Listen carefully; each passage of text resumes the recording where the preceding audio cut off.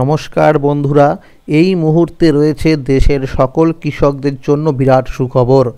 আপনি যদি একজন কৃষক হয়ে থাকেন এবং পশ্চিমবঙ্গ সরকারের কৃষক বন্ধু প্রকল্পের প্রথম কিস্তি অর্থাৎ খরিফ মরশুম টাকা এবং কেন্দ্রীয় সরকারের পিএম কিষাণ প্রকল্পের ১৯তম কিস্তির টাকার জন্য অপেক্ষা করে আছেন, তাহলে এই মুহূর্তে রয়েছে আপনার জন্য দুর্দান্ত খুশির আপডেট।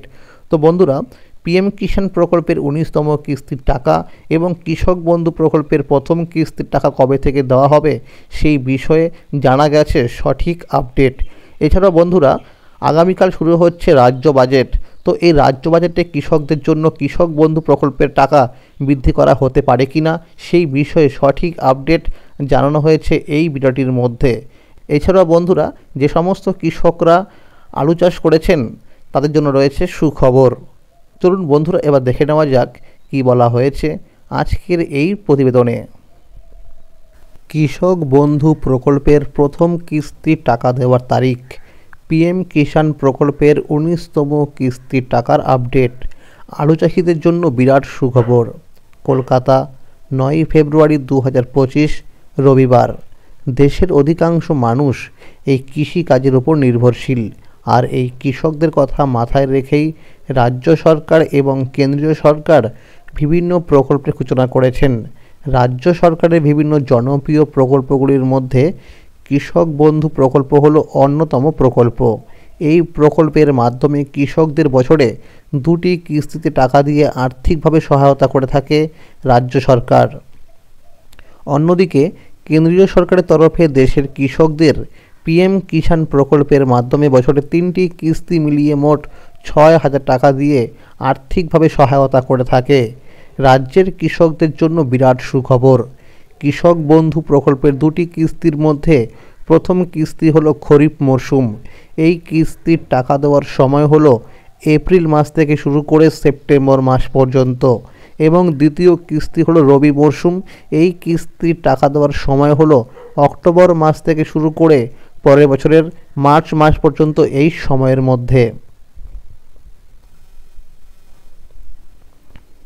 কৃষক বন্ধু প্রকল্পের মাধ্যমে যে সমস্ত কৃষকদের জমির পরিমাণ ১ একর বা তার বেশি রয়েছে তাদের বছরে ২টি কিস্তি অর্থাৎ খরিফ মরশুম এবং রবি মরশুম মিলিয়ে মোট ১০,০০০ টাকা, এবং যে সমস্ত কৃষকদের জমির পরিমাণ ১ একরের কম রয়েছে তাদের জমির আনুপাতিক হারে বছরে ২টি কিস্তি মিলিয়ে সর্বনিম্ন মোট ৪,০০০ টাকা দেওয়া হয়ে থাকে।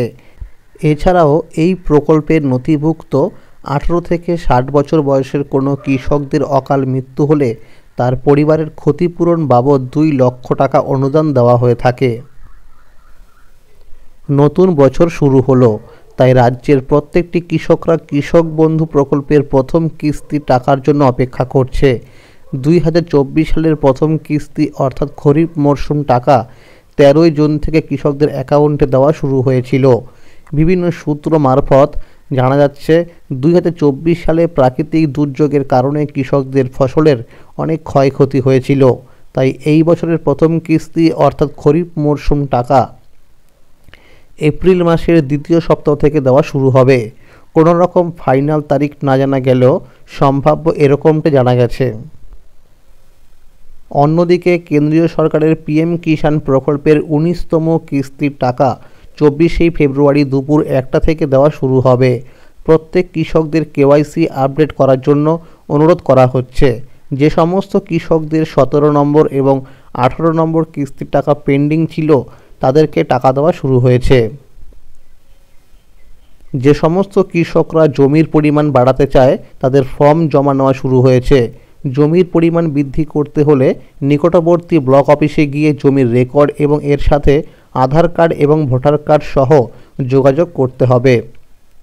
সেখানে গেলে একটি ফর্ম দেওয়া হবে এবং সেই ফর্মটি ফিল আপ করে জমা করতে হবে।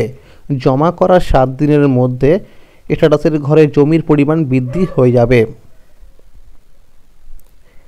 যে সমস্ত কৃষকদের ২০২৪ সালে রবি মরশুম টাকা বিভিন্ন সমস্যার কারণে ব্যাংক অ্যাকাউন্টে ক্রেডিট হয়নি তাদেরকে টাকা দেওয়া শুরু হয়েছে, কিন্তু যে সমস্ত কৃষকদের স্ট্যাটাসের ঘরে ট্রানজ্যাকশন সাকসেস দেখাচ্ছে কিন্তু কোনো কারণে টাকা ক্রেডিট হয়নি তাদের টাকা দেওয়া হবে না। অর্থাৎ যাদের স্ট্যাটাসের ঘরে এডিএ আপলোডেড, ডিডিএ অ্যাপ্রুভ দেখাচ্ছে তাদেরকেই টাকা দেওয়া হচ্ছে। রাজ্য বাজেটে বিভিন্ন প্রকল্পের ভাতা বৃদ্ধি। আগামীকাল অর্থাৎ 10ই ফেব্রুয়ারি বাজেট অধিবেশন শুরু হচ্ছে রাজ্য বিধানসভায়। 12ই ফেব্রুয়ারি বাজেট পেশ, সেখানেই লক্ষ্মীর ভাণ্ডার, কৃষক বন্ধু ও অন্যান্য প্রকল্প নিয়ে বড় ঘোষণা হতে পারে বলে অনুমান করা হচ্ছে। মমতা বন্দ্যোপাধ্যায়ের তৃতীয় মেয়াদের শেষ পূর্ণাঙ্গ বাজেট এটাই। আগামী বছর বিধানসভা ভোট রয়েছে, তাই অনেকেই মনে করেছেন এবারেই ভাতা বৃদ্ধি করা হতে পারে। 2019 সালে কৃষক বন্ধু প্রকল্পের পথ চলা শুরু হয়েছিল। দ্রব্যমূল্যের বৃদ্ধির ফলে রাজ্যের কৃষকদের চাষাবাদ করতে আর্থিকভাবে বেশ সমস্যার মধ্যে পড়তে হচ্ছে। বিভিন্ন সময়ের প্রাকৃতিক দুর্যোগে জমির ক্ষয়ক্ষতির জন্য অনেক চাপের মুখে পড়তে হয় কৃষকদের। এছাড়া সার এবং বিভিন্ন কীটনাশকের দাম বাড়ায় বেশ চাপেই আছে বাংলার চাষিরা। এছাড়াও যে টাকা খরচ করে জমির ফসল উৎপাদন করছে তাতে দেখা যাচ্ছে কৃষকদের লাভের পরিমাণ হচ্ছে কম। এই সব নানা দিক থেকে বিচার করে কৃষকদের আবার আর্থিক সহায়তা বৃদ্ধি করা হবে বলে মনে করা হচ্ছে। রাজ্যের কৃষকদের জন্য নতুন ভাবনা শুরু করে দিয়েছে রাজ্যের মাননীয় মুখ্যমন্ত্রী মমতা বন্দ্যোপাধ্যায়। 2024 লোকসভা ভোটের আগে রাজ্য বাজেটে অর্থমন্ত্রী চন্দ্রিমা ভট্টাচার্য মহিলাদের লক্ষ্মীর ভাণ্ডার প্রকল্পে টাকা বাড়িয়েছিল। লক্ষ্মীর ভাণ্ডার তৃণমূলকে বেশ ভালো রকম ইন্ধন জুগিয়েছে। বিভিন্ন সূত্র মারফত খবর পাওয়া গেছে রাজ্য বাজেটে 2025 আরও একবার সরকারি বিভিন্ন প্রকল্পের ভাতা বৃদ্ধি করা হবে। এবারে নতুন ভাবনা মূলত কৃষকদের নিয়ে। বিভিন্ন তথ্য অনুযায়ী জানা যাচ্ছে কৃষক বন্ধু প্রকল্পের ভাতা 1000 টাকা পর্যন্ত বৃদ্ধি হতে পারে, অর্থাৎ 10,000 টাকার পরিবর্তে মিলবে 11,000 টাকা এবং 4,000 টাকার পরিবর্তে মিলবে 5,000 টাকা।